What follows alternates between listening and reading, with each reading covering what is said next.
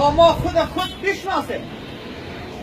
او قومی که خودش نشناخت، او قومی که خودش نتانست بشناسه، او به هیچ جایی نمیرسه و از او هیچ کسی هم توقع نداره. از این خاطر است که اقبال اولین بخش کتابش به اسرار خودی آغاز می‌کنه.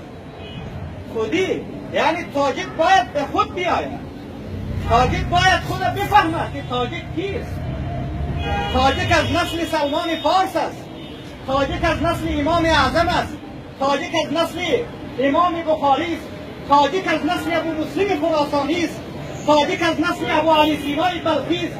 تاجیک از او جمله مردمی است که در جهان بشریت قومی است که با علم و دانش و با فرهنگ است.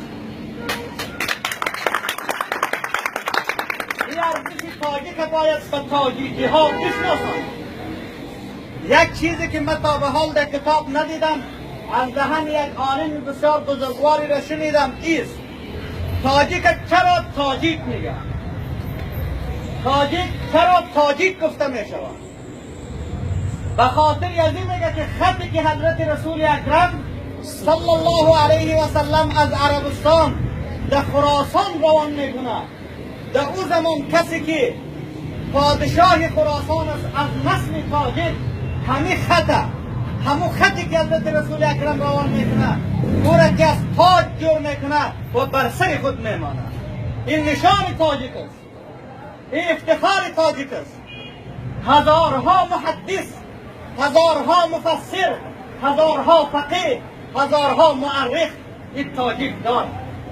باید به تاجیک بشناسانیم که تاجیک کی بوده و چگونه بوده. تاجیک تا قومی بی سر و پا و گمنام نبوده. تاجیک امروز هیچ قومی، هیچ ملتی نمیتواند به همراه تاجیک سیالی بکنه. حتی عرب که قرآن به لسان عربی نازل شده، مردم عرب هم نمیتونه و میره به افتخار حتی به چیلنج میگه.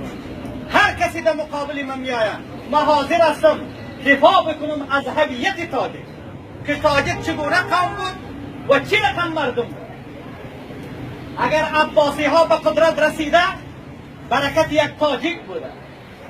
باید ابو مسلم خراسانی را هیچ فرد تاجیک فراموش نکنه.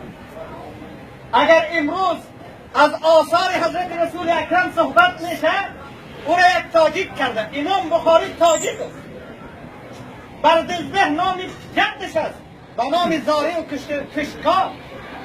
اگر امروز فقه حضرت رسول اکرم، سیرت حضرت رسول اکرم در جهان پخش شده، او را یک تاجیک